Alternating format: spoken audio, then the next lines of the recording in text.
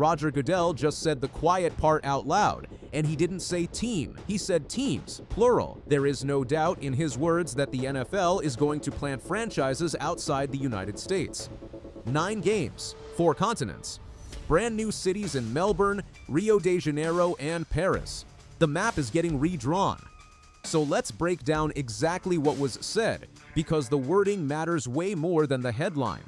Goodell sat down with a German broadcaster for an interview with Markus Kuhn, the former defensive lineman who won a Super Bowl with the Giants and became one of the biggest ambassadors for football in Germany. And Goodell did not hedge even a little. He said that at some point there will be NFL teams outside the USA and that he has no doubt it happens one day. Now go back and notice the plural, teams. For nearly 20 years, this conversation has been about one franchise in London, one experiment, one test case that everybody argued about and nobody believed. Goodell just casually blew past that entire framing. He is not describing a single outpost anymore. He is describing a footprint. And remember, this is the same commissioner who has spent years floating the idea of an entire European division rather than a lone European club. Because one team stranded on another continent is a scheduling nightmare, while a cluster of teams becomes an actual business model. That idea has been sitting in the background since 2022. Now the man running the league is talking about it in the present tense. So why can nobody wave this off as commissioner talk? Look at the schedule sitting on the table right now. The 2026 season is the most aggressive international slate the NFL has ever assembled. 9 regular season games, 4 continents, 7 countries, 8 stadiums. It opens in Week 1 at the Melbourne Cricket Ground, a 100,000-seat cathedral in Australia, where the 49ers and the Rams kick off the season in the first regular season game the league has ever staged on that continent. Then Week 3 sends the Ravens and the Cowboys to the Maracanã in Rio de Janeiro. That is America's team playing a real game inside the most famous stadium in South American football. Then Europe gets a full 4-week takeover, starting with the Colts and Commanders at Tottenham Hotspur Stadium, followed by the Eagles and Jaguars at that same ground a week later, and then the Texans and Jaguars over at Wembley. After that, it is the Steelers and the Saints at the Stade de France, the first regular season NFL game ever played in Paris, and putting New Orleans in France is the kind of storyline a marketing department dreams about for years. After that, it is Bengals and Falcons at the Bernabeu in Madrid, inside Real Madrid's house, Patriots and Lions at the Bayern Munich Stadium in Germany, and the finale lands at Estadio Banorte in Mexico City with the Vikings and the 49ers under the lights. That is 16 franchises spread across 9 games, with San Francisco logging over 38,000 miles this season, roughly 10,000 more than any other team in football. But the schedule is not even the real story. The real story happened inside a hotel ballroom in Orlando back in May, and it barely made a ripple.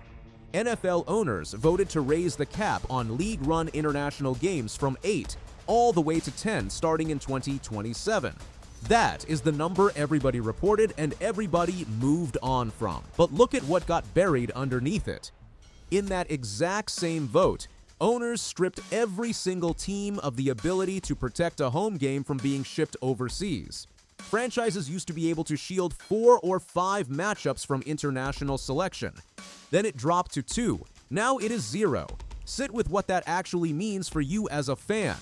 Your team can no longer say no. If the league decides it wants your biggest home game of the year, the one you renewed season tickets for, played in London or Madrid or Melbourne, they can take it, and you have no recourse whatsoever. And because the Jaguars have a separate Wembley agreement that sits completely outside that cap, the league could realistically stage 11 games abroad in 2027. Now let's get to the part.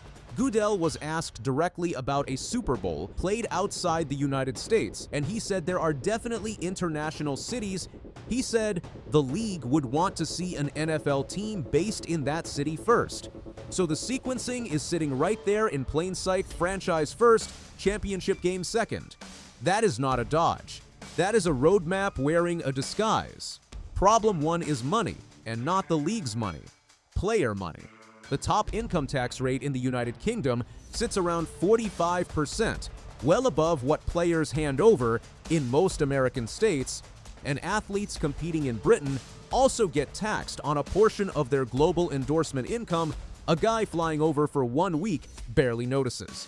A guy living there for an entire season absolutely feels it, which raises the question nobody at league headquarters wants to answer on camera. Problem 2 is the postseason, and Goodell has admitted this one himself. You can build a fair regular season schedule around an overseas club. You cannot plan the playoffs. Picture Seattle earning a home playoff game, then finding out they are flying to London on a short week in January. That is a competitive disaster waiting to detonate on national television. Problem 3 is the locker room itself. Kyle Shanahan did not sugarcoat anything when the 49ers got handed the Australia assignment. He said flat out that he sees no benefit in it for his football team. Goodell's response was to note that coaches focus on winning, that Shanahan's job is to play, and then he offered to send the guy a jet lag app. That exchange tells you everything about the power dynamic in this league. Coaches complain into a microphone. The league keeps booking flights. The NFL already tried Europe. The World League, launched in 1991, became NFL Europe. It ran 16 seasons across England, Germany, Scotland, Spain, and the Netherlands. And it bled roughly $400 million before it finally died, losing about $30 million a year toward the end. The executive who shut it down in June of 2007, Roger Goodell himself. So when he says he has no doubt about international teams, he watched it collapse in real time.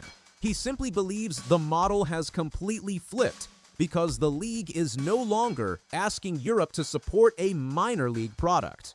It is selling out the Bernabeu and Wembley with genuine stars and real playoff stakes.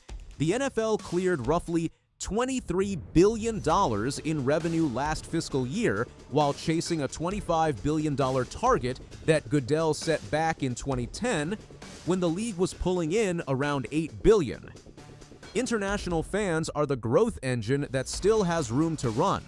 Goodell said himself back in 2024 that a franchise or a division was beyond 10 years away, and the current labor deal runs all the way through the 2030 season. If it meant football finally becomes a truly global sport, Goodell chasing revenue at the direct expense of the fans who actually built this league. Drop it in the comments, and I will catch you in the next one.